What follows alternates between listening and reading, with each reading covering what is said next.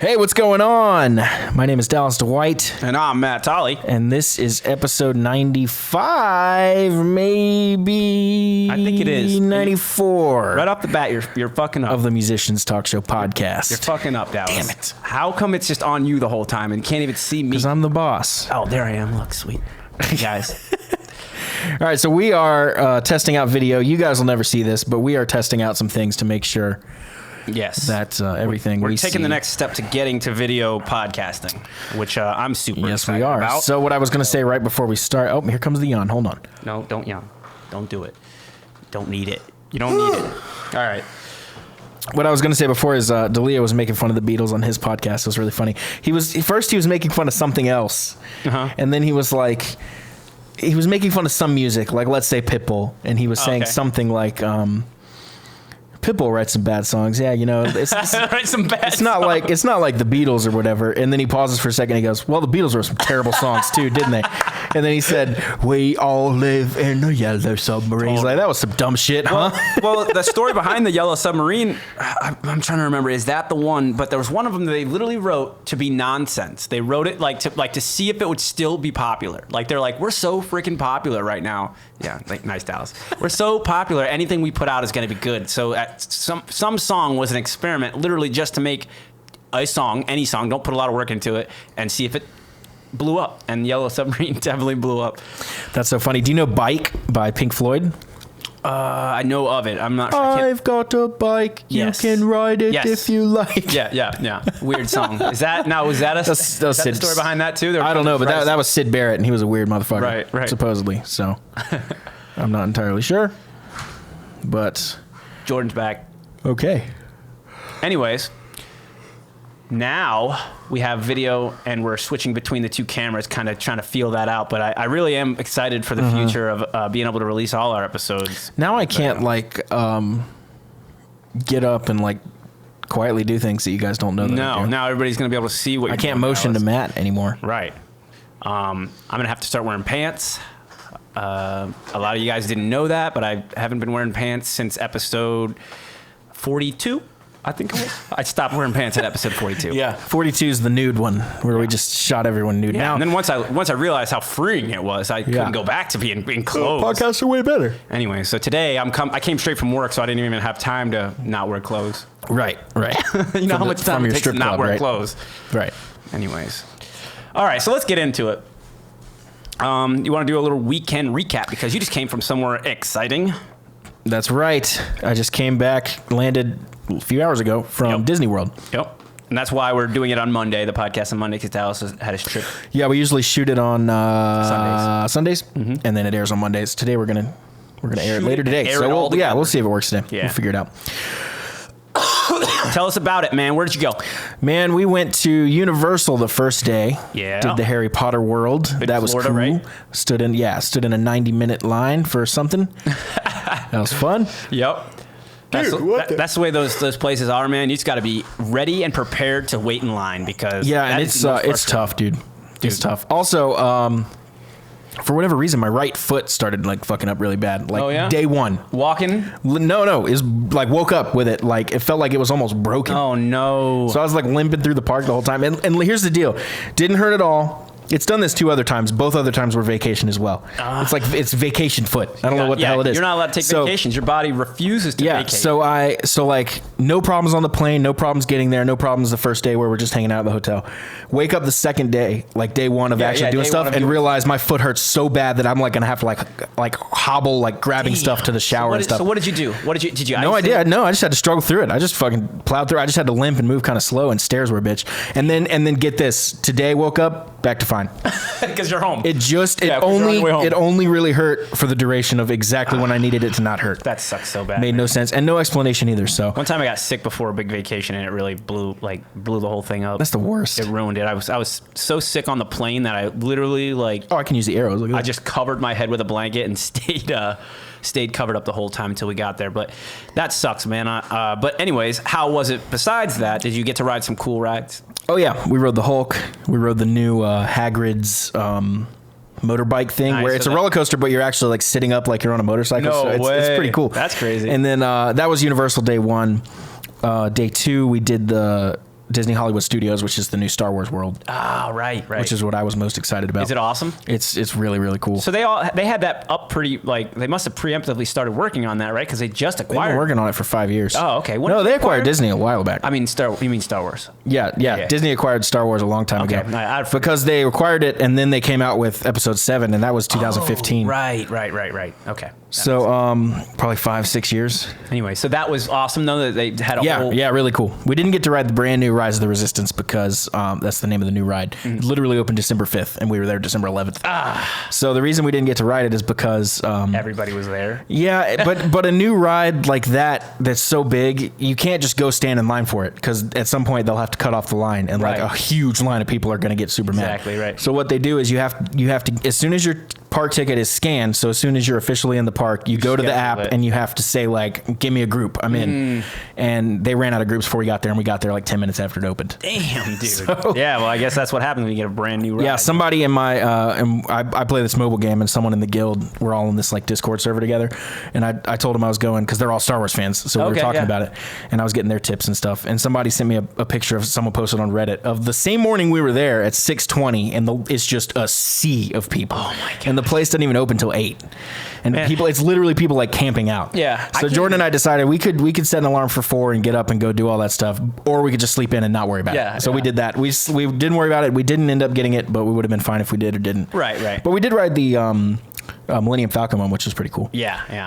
I can't even wait. I don't know if it's me getting older or with less patience or whatever, but like even at Carowinds, which the lines are significantly shorter than Disney. Dude, I haven't been to Carowinds since I was like probably 8. It's been a few years for me, but it wasn't that long ago. I mean, I guess I went. I haven't been since I moved up here, and I moved up here in 2015. Have you ever done the Halloween one? Nope. Oh, okay. Well, there you Never. go. And then after that, we did Animal Kingdom, and then after that, we did Magic Kingdom. That was yesterday, and today we woke up and flew back. Oh, cool! You did. So you got a good round trip around the whole park. Oh yeah, yeah. Cool. The only one we didn't do was Epcot. Nice. Which is fine, but Epcot's cool. But yeah, isn't there Jurassic Park stuff there? That's all Universal. That is all Universal. Okay. Jurassic Park, I do not believe, is a Disney property. You know they're opening a new Jurassic Park themed brewery. Where? In Mooresville or Huntersville or something like that. So it's going to be like all dinosaur themed. In a beer type. I'm wondering how they got the licensing for Jurassic Park, or is it just dinosaurs? No, it's literally Jurassic Park. I'm wondering how they got the license too. That's weird. Like, man, they must know somebody. Yeah. You can't just use that name. And use it all the branding and everything, and using everything, So something, maybe, I don't know. Anyways, well, that's cool. Yeah, man. tell me about your weekend. Yeah. All right. So what did it start out with? Friday night, what did we do Friday night? I guess we just hung out for the most part, kind of walked around the city. But Saturday night, there was a good show. Blackwater Drowning, the local metal band that plays a lot around here. And then another band that a couple, like there's 4 or 5 bands. But the 2 bands that I wanted to go see were Death of August and Blackwater Drowning. Haymaker was also there. It was a great band. Some really cool stuff, man. I actually saw the Haymaker drummer at the drummer appreciation thing. He performed there too. So that was cool seeing, drummers from that out in the scene, in their actual band. So that was neat. Got a little rowdy that night. It was a late night, and yesterday was spent recovering. But yeah, no, I don't know. I guess that's it, really. What did I do yesterday? Just recovered, basically. Hung out. I didn't have a podcast to do, so that was weird. I haven't had a Sunday off, like, to not worry about anything in a while. So the hell? Music? Get out of here. You don't get to play music. Did you know you can do that? You can just mute tabs up here. I did not know that. Look at that. So if there's a thing, multiple tabs. So if you hear music coming, you have 80 tabs. You know which one it is because you see the music, and you can just right click and mute the tab. Can you switch over to the screen right now and show that? Absolutely. I was going to do that after you did. I was just pulling this up. Oh, okay. To prepare. Cool. Yeah. Cool. So finish up your weekend. Yeah, that was it, man. It was awesome. I always like to go see at least one show. Tonight I'm going to see The Bronx. So, that's a Monday night show. Not necessarily my favorite type to see, but The Bronx is like my favorite punk band there ever lived. So we'll be doing that. We'll take it easy though. Very nice. Yeah. So here we have Instagram. Some news. No, this is not Instagram, is it? Some really big news. Why don't you read it for us, Matt? Okay. The Red Hot Chili Peppers, you guys may have heard of them, little band. announced that we are parting ways with our guitarist of the past 10 years, Josh Klinghoffer. Josh is a beautiful musician who we respect and love. We are deeply grateful for our time with him and the countless gifts he shared with us. We also announce with great excitement and full hearts that John Frusciante is rejoining our group. Thank you. Yeah. And that's what it says. So it's really simple. It's kind of interesting how they decided to post that too, actually. Like, just very matter-of-factly, I guess. Yeah. No reasoning behind any of it. Just like, okay, we're parting ways with this guy, and now our old guitar player is back. Yep. Now let's look at the years, though. Yeah, because we were talking about this. I didn't even know he was This has been back. updated. He's This been was not back updated twice. when I checked yesterday. So 88 to 92, 98 to 9, and 19 to present. There you go. So I didn't even know that he had came back, actually. I thought he was just in it from the beginning, and that was it. And he left. Yeah, now it's worth saying that Klinghoffer, the guy that replaced him when he left in 2009, Frusciante, when he left in 2009, Klinghoffer was touring with them.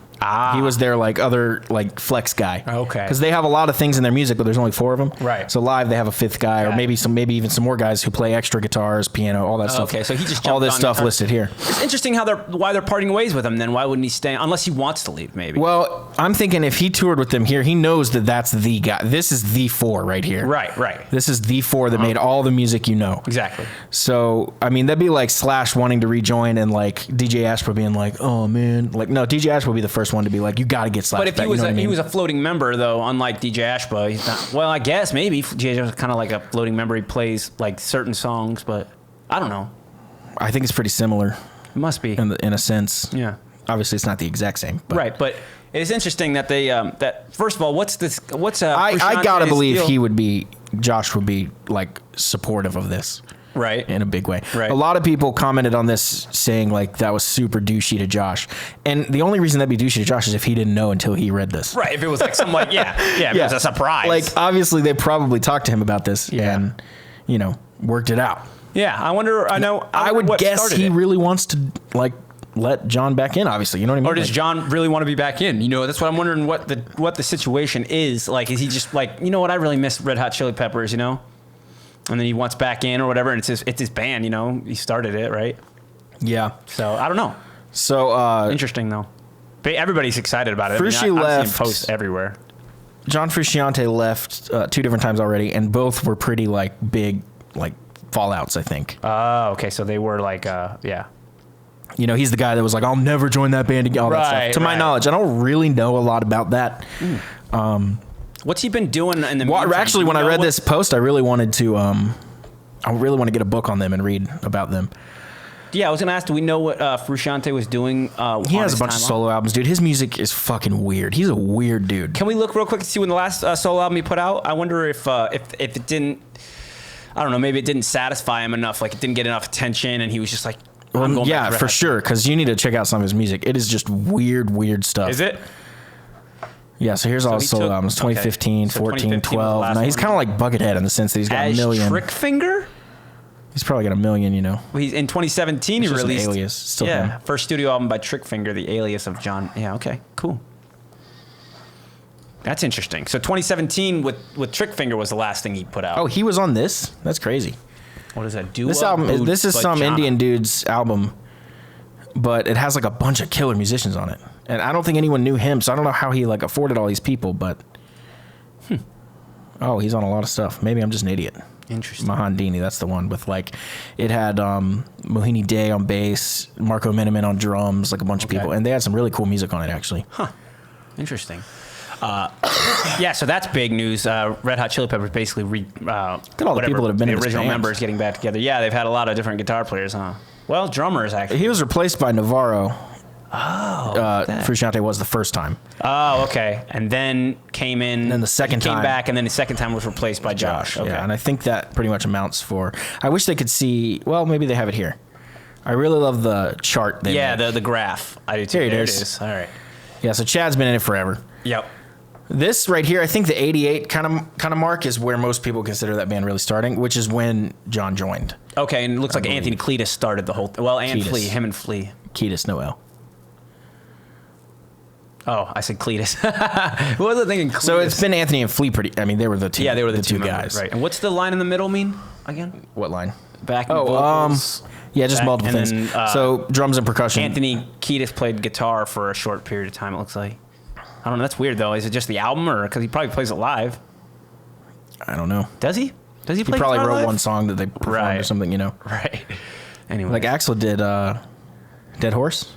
did he play guitar on that? That's him playing guitar on I it. thought yeah. he played it. No, the acoustic. I don't know who recorded it, but it's famously Axl plays it. Okay, He okay. plays it in the music video. Oh, in the video, right. and right. like the recording and everything, I think. Okay, because I thought, oh, no, you know what? I'm thinking of a cover off that spaghetti incident. Anyways, we don't have to get back into that, but yeah, so that's cool, interesting news. I mean, we'll see. They're probably If gonna they follow put it out up a with new album, it's going to be dope. yeah, I was gonna say they're gonna follow it with a new album. They don't just, change the lineup and then not come out with. Well, a new they album. could do a tour, you know. Yeah, they'll do that, I'm sure. But I think they must have an album in mind. All right, let's talk about Motley Crue. He typed in wrong. You want to talk about what? The fact that they are back and Annoying the piss out of me. yeah. Who else was just talking about that too? I listened to the podcast. Kyle, right? Well, Kyle's definitely one of those people that paid for to go see him the last time, and now here they come again. So it's I annoying. can't say enough about how like It's douchey annoying. that is. It's annoying. And I can't think it's funny that they Look at this, though. did this Look. tour with all these other bands. Let's that play are a game from called the Pick 80s. the Two Douchebags in the Band. It's the one with the hat, and it's the one with the face. I don't know, man. I bet they all have their sides, you know. Yeah. But yeah. Mick's got it figured out. Nobody can hate you if you're quiet. Yeah, exactly. Slash does too. Exactly. Slash has got it figured out too. It's smart. I mean, you just can't get stuck with words in your mouth. You know what I mean, or whatever. People can't pin these words to you. Anyways, that's part of being in the spotlight. An interesting album that came up just recently. I was talking to Mike Prescott about it. The Whitesnake album, Slip of the Tongue, right? Yeah. So what do you know about this record? That's the one with Steve Vai. Yes. So here's the thing that I did not understand about that record. I knew Steve Vai came in, and you know why he came in for that record? He replaced someone, didn't he? Yeah, the guitar player who they Sykes? originally picked, not John Sykes, because they already John Sykes changed- was 87. Yeah, he was the first. He's the one that played that record. the huge record. Yeah, 87. with Still the Night and everything on it. Yep. But then after that record was out and they went on tour or whatever, apparently they did a whole new lineup. A whole new change of Okay. lineup. And then what happened was the guitar player in that lineup had a hand injury and ended up having to not. He recorded like a bunch of the album, but he couldn't record. Oh, was all. it? Vivian Campbell left before. No, it wasn't Vivian Campbell. Who was Well, he it? left It was, before this. Adrian Vandenberg. Yes, that's it. Okay, so he had a hand injury, and they brought in Steve Vai to originally just play the lead solos, and finish up the record, whatever needed to be finished. He ended up re-recording all of the guitars. Like Steve Vai went in there and just Okay. completely did everything again. Well, now apparently they have this. I think it's 25 years or whatever. What is it? 87? Was it 80? What is it? 89? Which one? That record, sorry. Slip of the Tongue? 88 to 90, so whatever, 89 we'll say. We're at I think it is 89. 30 years now? Is that right? Look at Is that even that? this. Yeah, wow, those lines are interesting. This is the White Snake who's been in the band. What do these lines mean? What are these lines coming from? I have no idea what that is. Studio album? This Oh, is they're just Black Lines marking are them? Studio albums. Oh, live and album, Gray is okay. live album. Okay. Anyways, so what happened was Adrian had a hand injury, so they called Steve Vai. They offered him $1 million apparently to record the album and to tour the next. I didn't know Warren the following- DeMartini was in it. And then, so after that, he re-recorded all the guitars. But now that they're 30 years past or whatever, and they're like looking back on the anniversary, they've released the original guitar tracks from Adrian. Vandenberg. Yeah. Okay, so So now you can hear to what the original guitar sounded like, which is really kind of cool because it's very different than what Steve Vai did. Obviously, it's way more simple and driving, straightforward. Okay, but that's this one? Yeah. So, the wagging tongue edition. that's probably gotta be it. these. Is it that one? Or it might be the demos. Oh, monitor mixes? No that's the way, one. dude. That's the one. Okay. It's the Monitor mixes? mixes? Yes, because he's Really? in that. Yeah, he's in the monitor mixes. Is he playing live? Because monitor mixes are going to be what they pull from a live show. Oh shit. Maybe I was thinking monitor. No, I don't know. Jesus, it's a long album. I only thought it was the Yeah, it's the like one. It's 5 got to be the discs. wagging tongue edition. Well, let's look it up. Let's see what. Yeah, we let's got. look it up real quick because Mike Prescott was just telling me about this, and I'm supposed to listen to it, but I haven't listened to it yet. But I'm really excited to hear because he showed me just a little clip of one. And When did it come out? This just came out like recent, last because week or it's- something, didn't it? 2019, so it's 30 years or whatever, and now they're doing like a anniversary of it. But yeah, just interesting to hear differences, like, and especially in a guitar track that's like Steve Vai, which is a huge, guitar name and you know how he sounds, like you kind of can just what it's gonna sound like almost like it's expected. Look who produced it. Yeah, Mike Klink, which is Guns N' Roses. Appetite. Yeah. Oh, Glenn Hughes is on it. Nice. Yep. Rudy Sarzo, big name in and Tommy Aldridge too. Yep. So that was a killer lineup, but they changed it all. That's right after the last record. What's the previous record called? Before this? The 87 one was just Whitesnake. Oh, it was self-titled, but I don't know if self-titled, that's the one right previous to this one. Yeah, it is. Yeah, so the self-titled one was the one, and then after this, they completely got rid of everybody except After for obviously Slip of the David Tongue? No, after Whitesnake. Okay, and they got gotcha. rid of everybody. John Sykes is gone after Whitesnake. Like all the main players. Mm-hmm. He started over, but then Adrian had that problem with his hand, so they even had to bring in another guy, which is Steve Vai, obviously. Super interesting story to me because now, especially that you can go back and actually hear like what it was before Steve Vai got a hold of it, which would, if you'd imagine, like drastically change that sound. You know what I mean? Like you can't just throw Steve Vai and Whitesnake and not hear a difference. Like it's not going to sound like It's going to sound like Steve Vai and Whitesnake because he's such a unique and recognizable sound. You know what I mean? Like you're gonna hear that. So, anyways, I don't know. Cool. This album was the one I liked a lot, story. and it's not on It's not on Apple Music. Good to Be Bad. Yeah, it's just got like this riff. I think that one's really cool. It's got a bunch of vocals. Those are the three that I remember by title. Nice. I'll have to check this that one has out. just like the dopest, and just the heaviest guitar riffs. Yeah. Those really cool, like slanky, janky riffs that like turn around in cool ways. Right, like That's almost that one. sleaze rock. Yeah, that's a good one. I know what you're talking about. One of the things I like about Slash's playing. Yeah, kind of like that. I wonder why this is not on Apple Music though. You guys aren't going to be able to hear this through the desktop audio, but you will probably hear a little bit of it through the mics. It's not this riff. Yeah, here it is. That's slashy. That's very Slash. That sounds like something off of 5 o'clock somewhere, Yeah, but he's in like drop D at least. It's pretty low, isn't it? Yeah, it was, wasn't it? That's pretty low. Still cool though. It's very Cool riff though. Listen to Yeah. that.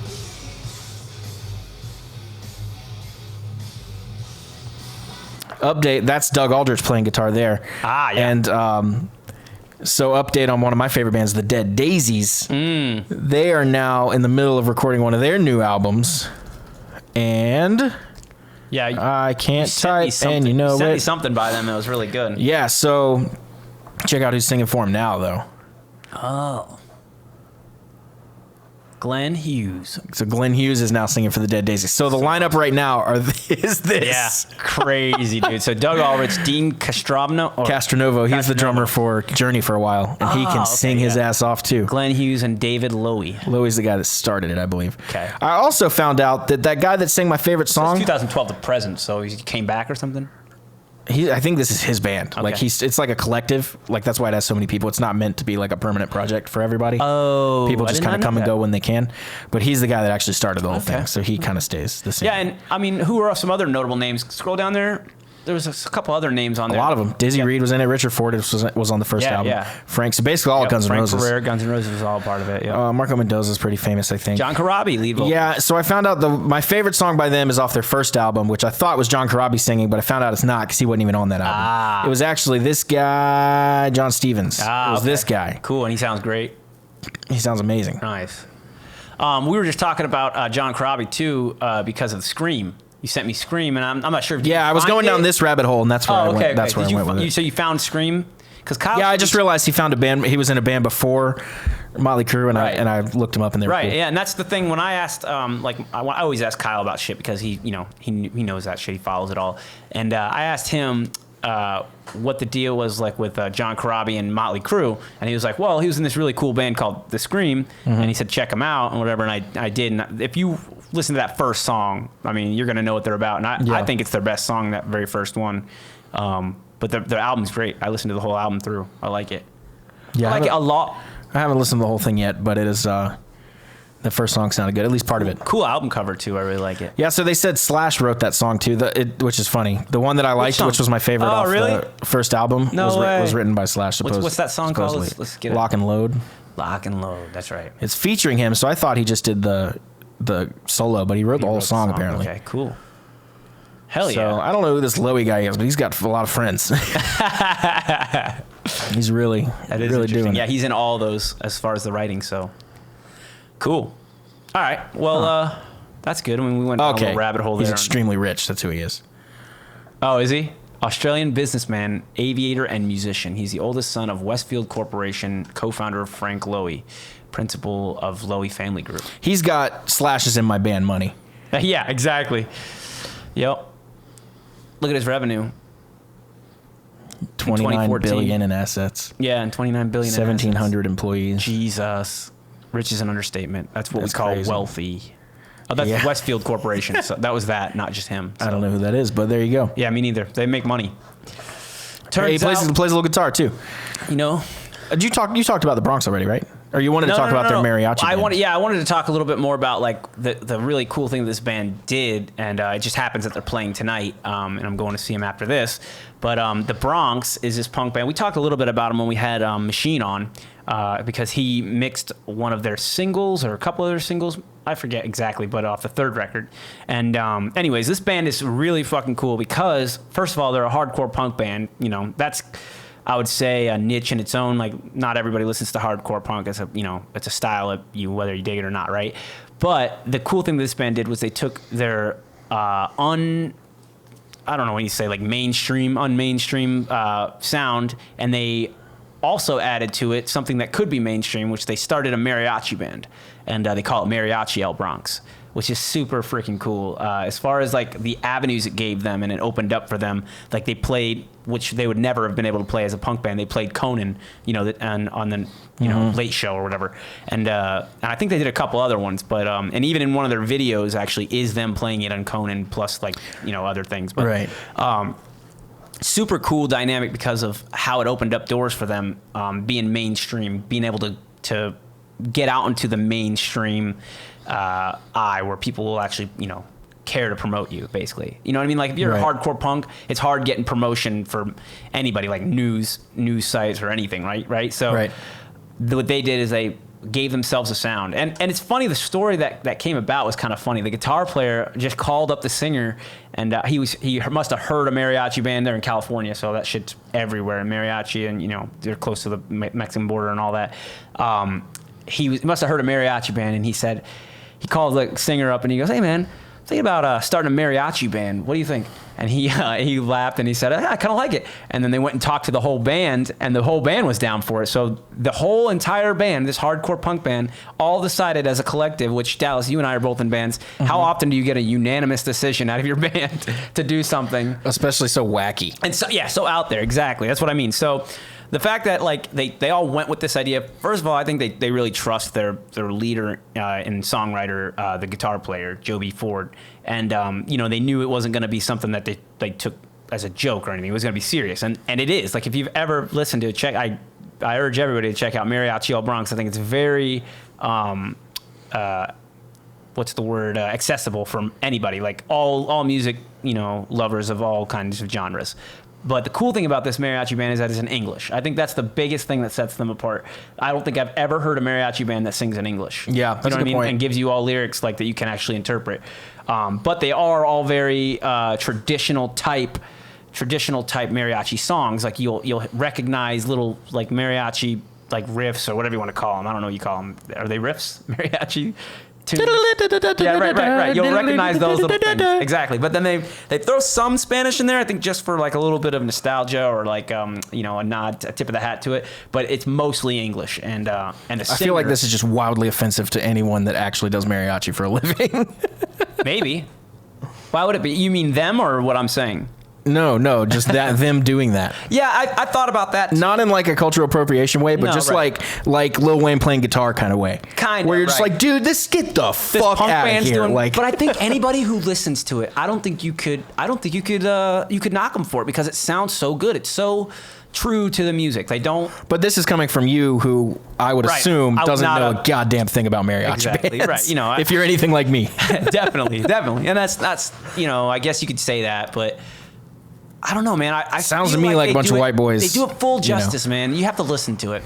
I don't know anybody who'd go that deep into making the sound that authentic, or trying to at least. And they're playing all the authentic instruments. They're not just playing acoustic guitars. They're playing mariachi authentic instruments. I have a thing where I cannot get into novelty stuff. It is very rare that I get into something that's so novelty like that. Like that to me seems like a cry for like, we could definitely get famous. You know what I mean? Like, I don't know if it was that on purpose. I want to think, and like I told you, the story that I heard was that he called this singer and he said he wanted to start a mariachi band. He didn't say that like this will make us rich or anything. I don't, not that I know of, or you know, and obviously he wouldn't admit that in an interview anyway. Yeah, good point. I don't know. Yeah, I really don't think it was that, because I don't think you would have thought a mariachi band would have been.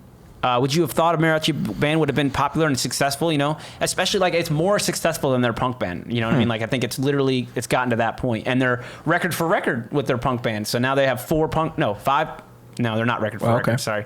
5. But they call it so it's a totally different band. Well, it's all they added to the name was Mariachi L. So, which means, you know, the Bronx of Mariachi.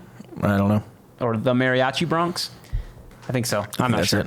But I don't know. Check it out. Really cool. I'm going to see the punk band tonight, in which they're West Coast, so they never come to the East Coast, very rarely.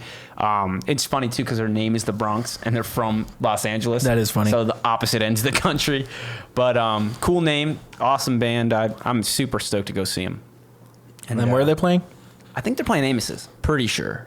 I'm going with some friends. I'm just tagging along, really. Nice. But yeah, I've seen them twice now, and then I've seen the mariachi band a few times too. Really awesome. But check out the Bronx and Mariachi El Bronx. That's all I wanted to say about that. Like, smart thinking on their part too is just branching out a little bit, and it worked in their favor. I don't know if it was on purpose or not, but it worked out in their favor for sure. Yeah, that sounds pretty cool. Yeah. I've not heard any of the music. I don't really even know them. I'm going to send you one to check out. Actually, you know what? There's a video that I want you to see. One of their music videos is really awesome, and it's just creative, you know, clever, funny. You'll like it. Damn, we gotta think about that kind of stuff when we want to stop that one. Yours keeps wiggling a lot. Mine is. Yeah, I don't know why it's wiggling so much, but it is. They're all wiggling. This one right here is not gonna. All right, there we go. Look at that, the never-ending fucking loop. Nice. All right, yeah, that's funny. Cool. Let's. I don't know. I just want to talk about the Bronx because I'm going to see them tonight, and I really love their style and their creativity, like and not afraid to do what they want to do. You know. All yeah. They were. Sure. I mean, they were the authentic suit of lights and everything too. You know, like I don't know if you know traditional mariachi. They have like lighted suits. You know, and they light up during certain songs, wherever. They do all that. Even though it looks extremely hot, those suits are like they're suits. They're full. You know. Yeah. Oh God. Yeah. Anyways. No thanks. I bet they would wish they would have rethought that one. Like, we don't have to do the suits, right? No, let's do the suits, man. Let's do them. Oh God. There was that one guy at the back. Fuck this band. I'm out. I wanted to play punk. What am I doing playing this upright bass? Yep, exactly. All right. So you had just uploaded your stuff to Spotify, and you wanted to talk about some Spotify curation. Yeah, and I appreciate your opinion on this too. So I want to just talk it out. We did talk about it a little bit before, I think, did we? Yeah, we did. So that's why I wanted to just like vet it out, what we kind of discussed, and you know, maybe people know more than we do about this too. There's potential, you know, that they could shed some light on this. Probably, most definitely. Yeah, because we don't know anything about it. Is that what you're saying? Yeah. Nah. So here's the thing. So I just uploaded Prep and Barium's music for digital distribution. And Spotify, and this was like a week ago, I guess, but Spotify sent me the message saying that since your music's up at least 7 days before it's actually released, they have it and they've received it and everything, and they have 7 days or more until the release date. Then what they recommend you do, they send you an email and say, hey, we recommend you send your song or a song to our Spotify editors, basically. So what the editors do, or I'm guessing it's like curation, they go through and they choose like songs that sound good or whatever. If something stands out, they'll put it on a playlist. You know, this is all in theory, obviously. This is what we're going to talk about. They put it in a playlist for you. So now, like, new hard rock or new rock music, whatever comes up, right? Like in a playlist somebody picks on, maybe your music will be in there too, all right? And this is just an option. You have to have your music up 7 days at least before its release date so they can put it in the playlist. But, Dallas, you were telling me that you've done this with the LA Maybes music every time.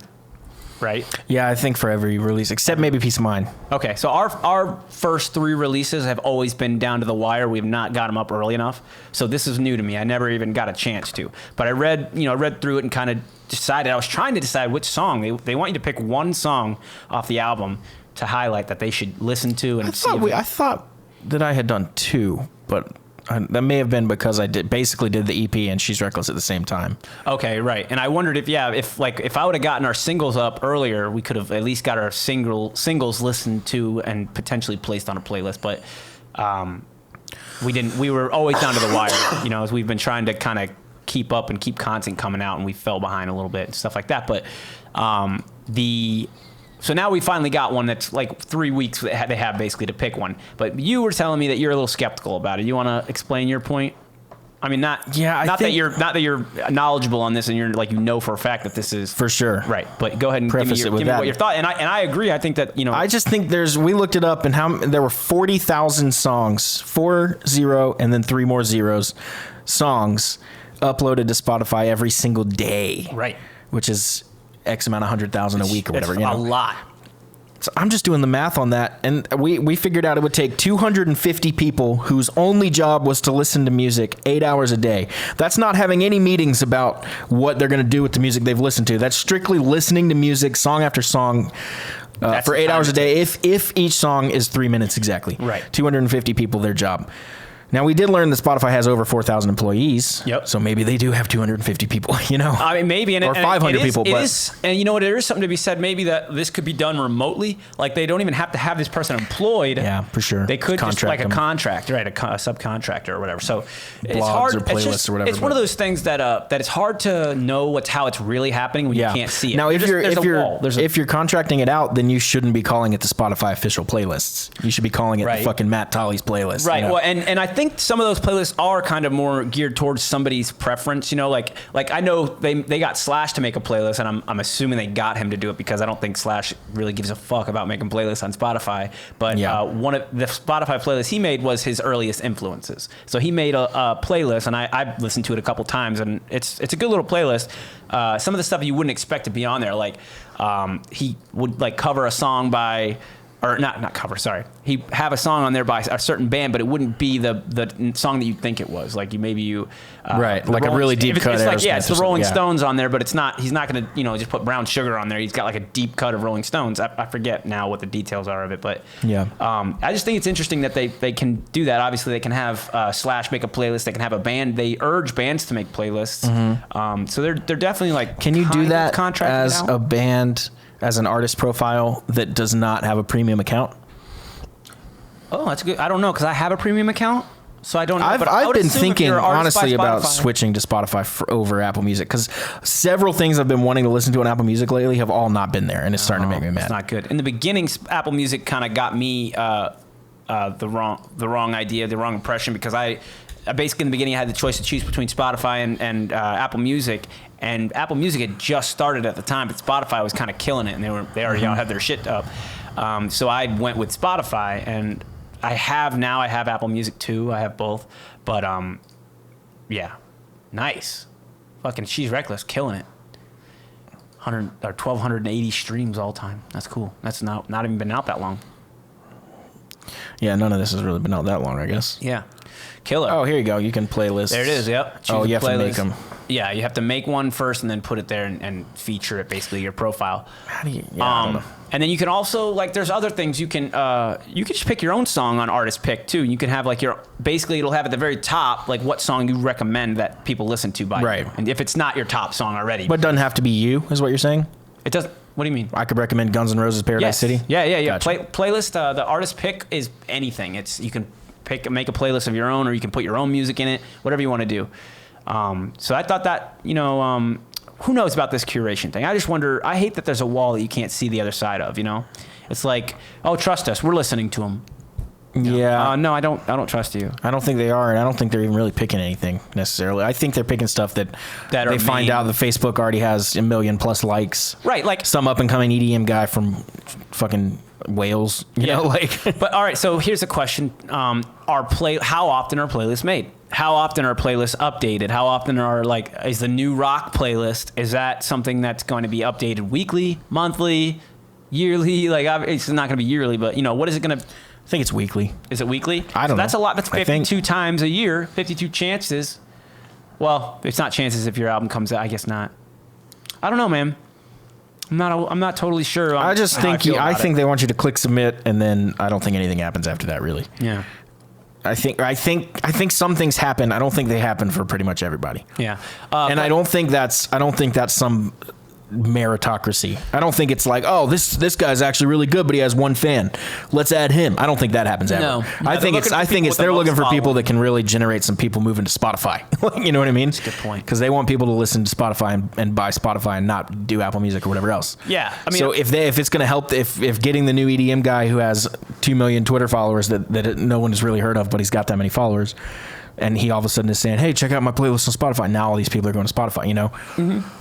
It's just, it ends up being just business. And we sometimes like to be a little naive as musicians and think it's all about the music. It's all about the craft, right? But it's not. It's not about craft. The people at Spotify could honestly give a fuck about music. I guarantee it. I got a question for you. I've always heard that the story of a song is super important to people, we'll say to listeners, right? Like the fact that it has a story and it tells a story, whatever it may be, right? Like it, the meaning behind the song usually has a lot to do with how it connects to people, right? Spotify actually has a entry where you enter, like, tell us a story about this song. What's this song about? Have you filled those out at all? It's optional. You don't. I don't think I have. I don't think I've seen that. Okay. Well, I don't know. I'm just wondering, like, if there's any kind of like step in the process that could help, or any kind of thing that maybe we differentiated in. I don't know. I'm just trying to like narrow it down. The best thing we have for us is that we have 2 different examples of bands that release music, and neither of us has gotten playlisted. Obviously, yeah. I've only submitted once, and it was just today. So obviously, I don't know if it's gonna get playlisted. But if it does, you guys will be the first to know. But I don't know. I'm just wondering about that whole process. I don't like not knowing and just trusting. You know what I mean? Right. Like, what are we just trusting them? And does Apple Music have the same thing? Apple Music doesn't do playlists the same way. No, they don't. Right? They don't like. They have playlists, but it's not like a social thing like that. It's Apple. Like nobody's trying to get on those. Like I don't think there's any way to like pay people to get on those playlists. You know what I mean? Right. Where it's become like a whole that's Spotify another thing, like thing. the pay for play thing. Is this just a replacement for radio play? Is this just the? That's technically against Spotify's terms of service, but I don't think they really enforce it. Doing it right. I don't think they really enforce it. Yeah. Oh, you mean you're not supposed to? You're not supposed to be able to pay money and get on a playlist. Mm-hmm. That's not how. Right. It's against your terms of service. Right. They shouldn't be allowed to. I don't think there's any way for them to really enforce that or prove it. Right. How are they going to prove it? Yeah. I don't know. It depends on how they're. I mean, I guess they could. I guess they could pretty easily prove it, but the stakes are so low. It's like, okay, Matt got on a playlist and got 800 plays. Like, why do I give any fucks if I'm Spotify? You know what I mean? That's a good point. So, yeah, it's not necessarily because of the way the nature of playlists. It's not like radio pay for play. Where radio, the idea behind it and the big intrigue, the big, what everybody wanted from it was the fact that everybody listens to the fucking radio, especially back then, when there was no Spotify, there was no YouTube, we just listened to the radio back. And that's why it was so powerful to get on the radio. And that's what it's important to understand is, even if it is your dream to get on the radio, your music to get on the radio, it doesn't mean you've made it or anything like that. That's great. You got on the radio and that's super cool. And if you feel happy about that and everything, that's great. But it doesn't mean the same thing it used to mean anymore to bands back then when you used to hear about them all the time. All I want to do is get on the radio. Or like the movie Airheads. Have you seen the movie Airheads? I think I did like a long time ago. Spoiler alert, and just a little summary. Basically, they take over a radio station. I was thinking of Air Bud. Sorry. With water guns that are painted black so they look like real guns, and they hold this radio station hostage and make them play their demo tape. But what happens is their demo tape gets ruined. They can't play it, so they have to stay there holding this radio station hostage for the whole movie goes on. And watch the movie. It's a great movie about rock and roll and funny. It's got Brendan Fraser. It's got Steve Buscemi and Adam Sandler. Those are the three guys in the band. Dang. It's a 3-piece band. It's so good, dude. Dallas, if you've That not sounds seen that funny. movie, Yeah, let's it watch sounds it. like something Let's I gotta watch watch it together. Yeah, we should do more side point. Yes. We should do more like movie watches. Yeah. And just like kind of things that people can and kind like of live cast them. You know what I mean? Yes. Like commentary. Yeah, we should do that. One of my favorite podcasts, and I gotta believe there's more people like that. It was a podcast where they would literally do like commentaries of movies, and you were supposed to watch the movie with them. But I never Right. would, because I always listened to it when I was driving. Right. But I would always listen to like Harry Potter, Star Wars, all these movies that I've seen a million times. So I'm getting to hear them talk through the movie and I'm seeing every shot in my head. Right, you can memorize you remember back to what it podcast is called Friends in Your Head. They stopped it a while ago, but that's cool. it was really fun to go back and listen to those. And they said some shit that just had me rolling. Like, so that's what it's about. It's about the host, man. It really, when you're doing something like that, they got to be good at like.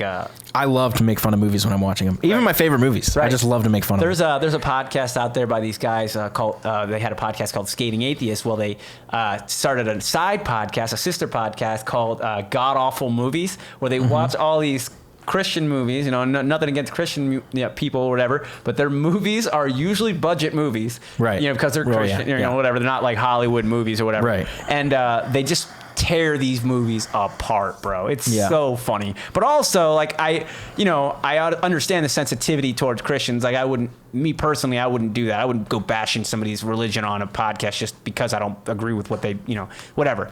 But it was so funny listening to them talk about these movies that I got so much enjoyment just watching that, or listening to it. And it sounds similar to what you're talking about. Yeah. They don't rip them apart though, right? They just. I mean, sometimes they would. If it was a bad movie, they would. Right. Otherwise, they just talk about what they like, what they don't like, their favorite parts, whatever. Right. I loved listening to like, Batman, the one with the Joker. I don't remember. Yeah, I mean, I've listened to a bunch Dark of Knight. Game of Thrones podcasts are really cool because then you can kind of get like there's so much details in Game of Thrones that I think it's hard to just watch it and that's like and get everything out of it. Like you're gonna miss some little key details. So I always like to listen to the podcast follow up. But So anyways, we should watch Airheads. What we were talking about getting on the radio. They were trying to get on the radio, but nowadays that seems silly. It's like. Right. To get on the radio is not the answer to all your problems. Not even close. Like the problem is not anything is the answer to your problem. Not one thing. There's not one thing. And it's because unless that thing is to have a million fans or something. Right. It's because the outlet has become dispersed. It's now you can get your music or your media in so many different ways. Yeah, there's people. I assume you could have like 1 million subscribers on YouTube and like 10,000 followers on Facebook. Like that huge disparity. Absolutely. You know what I mean? And our Instagram and Facebook are similar to that too. Like we don't have a huge. Yeah, the LA Maybe's like that. We have 1,800 followers on Facebook and like 700 on Instagram. It's just same in Prep and Barium. Yeah, we have less on Instagram, but yeah, we're. It's weird because Instagram doesn't have the same tools that Facebook has to be able to. Even though it's literally the same company. Isn't that weird? Well, they bought it, so it was like not like they started both apps. But the interesting thing to me is that they. Fuck, I lost that train of thought. What was I going to say? There's no way to share a page. You know what I mean? You can share a post. Yeah, you can do it individually. You know what I mean? Yeah, individually, but you can't like invite all your friends or invite all your followers. Yeah, I see what you're saying. It's just different the way the whole thing works, and Facebook. It's more organic though, which I think is cool. Because if I invite all my friends, some people are gonna like it just because they're my friend, and that's not really a fan. No, right. That's not really someone that cares about the music. Yeah. They're not gonna buy the merch. They're not gonna listen to the music. They don't care. They might not even like it. They're just doing it because they're Dallas is a buddy. I'll like it. Whatever. I'm friends with. I go to his church. You know what I mean? Like, I don't know anything about him. I don't like rock, but isn't whatever. it interesting how the maybe it's because of the way the mechanics work on Instagram, but you can't share just share a post, like you have to get repost or whatever. And I think that's what I really like about it. There's way less like bullshit. Repetition. You know what I mean? Less like people posting the same thing. Yeah.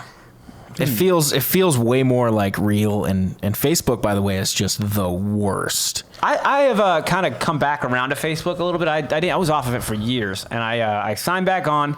One of the things that I think Facebook is strongest in versus Instagram doesn't have a calendar. Facebook has a calendar with all the events going on that you are interested or going to, whatever, right? Mm-hmm. And you can look at that now. Like before, it used to be just a thing, like in order to remind you when the thing came up, right? Now you can actually look at that thing and you can, like, if I've liked or clicked interested in 4 things on Friday night, right? There's 4 things going on Friday night that I want to check out, or I've liked over the last month, or clicked interested on over the last month. Then Friday night, I go to my Facebook, I look at all the shows going on, and it shows me, not only does it show me the list of things that I'm interested in, it shows me a map of where they all are and what times they start and stuff like that. And you can map out a plan to get to all these places in one night if that's what you chose to do, if that's what you're trying to accomplish, or you just make your decision to go with which one you want to go to. But I was kind of like impressed with that whole setup, and I thought to myself, yeah, that's what Instagram doesn't have any capacity for. There's no like remind you when this is coming up. There's no So Facebook is kind of just shifted in where it's like what it does, because it used to be a college app for connecting to with your friends, in college, and then it became like every college had it, right? And then so that you could talk to different colleges. And then it started at Harvard, and then it right? became, Started at Harvard, right? Yes, Harvard. Some who was it? What was his name? Zuckerberg. Zuckerberg, yeah, started it in Harvard. And he actually didn't come up with the first one, wasn't it? Like Friend.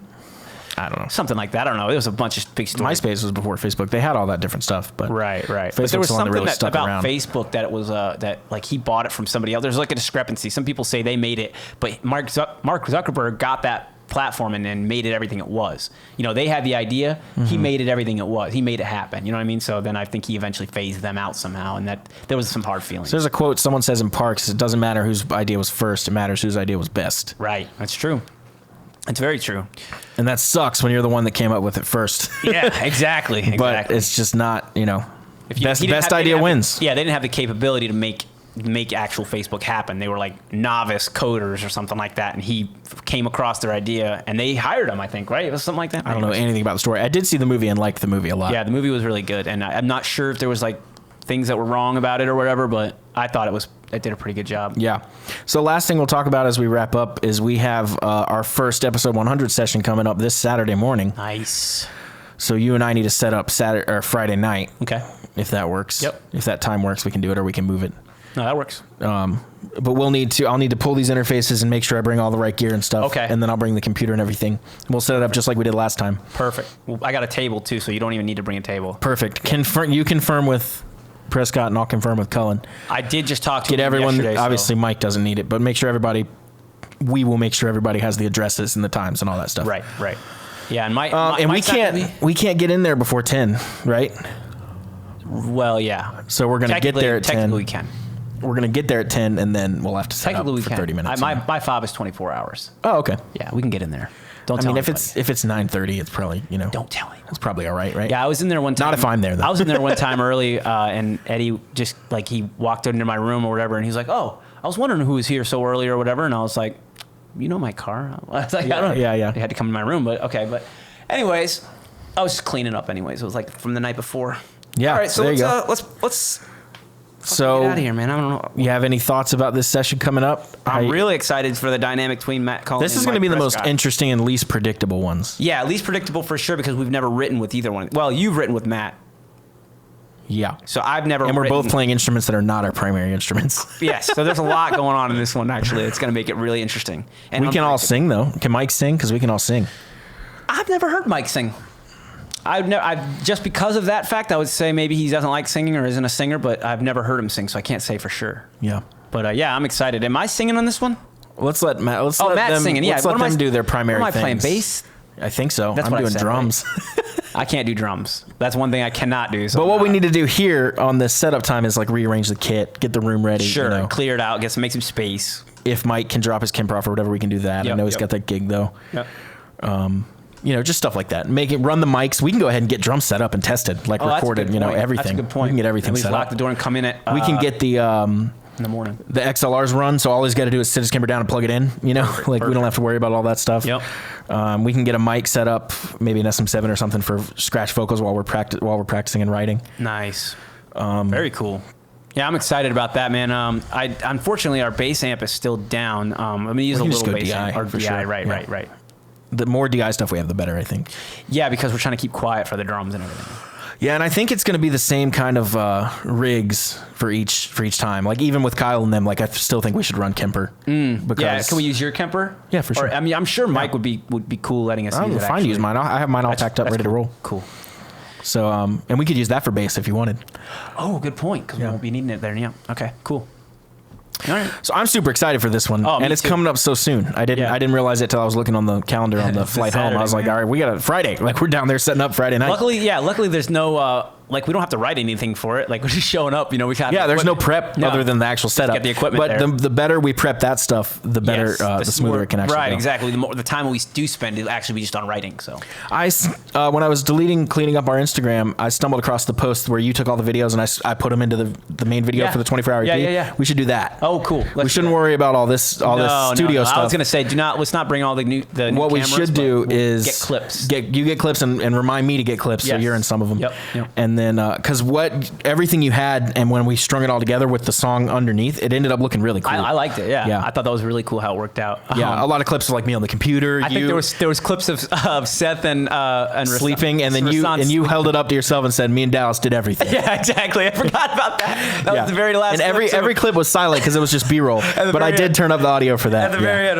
just so you guys know, everything. Me and Dallas did everything. Yeah, that's a good video. Was sleeping, so that was a great video, dude. I watched it and I was like, oh, it just brought back all the memories, like good times, you know. Yeah, we're gonna do that again. Then my biggest problem is I get so roped up in like what's going on that I forget like, oh, I should film this. Of course. Like, you know what I mean? And that was the benefit that I had at that specific 24-hour EP is I was a singer, so I was writing, but I was just listening. You know, I was sitting around listening, so I could easily have my phone, recording. And we should focus on for sure getting a lot of footage of the guests. Yeah. So we have Matt Cullen, Prescott, and then all these other Rasan and Seth. We have all these guys coming in. We should get a lot of footage of them. You know what I could do too? I could set up a GoPro that's just recording all the time in case there is something that we aren't recording on the phone with. It'll change the way it looks though. Is the only thing. It won't look the same. It's probably not worth it. I think it works better if we end up making like a 30-second to 1 minute video. Oh yeah, definitely short. But I mean, what I was thinking is that if we miss something and we want to go back and get it, but the camera will look different. Yeah, but in the odds of that being like the perfect shot of that weird thing, like if I trip and fall over in the corner, it's like not as cool. Exactly. Like, you know what I mean? Yeah. Okay, well, we'll get it all figured out. Let's wrap it up and get out of here. Yeah. All right. So first video test done. We'll take a quick gander at it here as we finish, and then. You guys are not going to see the video, of course. You're just going to hear the audio. So anyways, thanks so much for being here with us, and we'll see you next week. See you.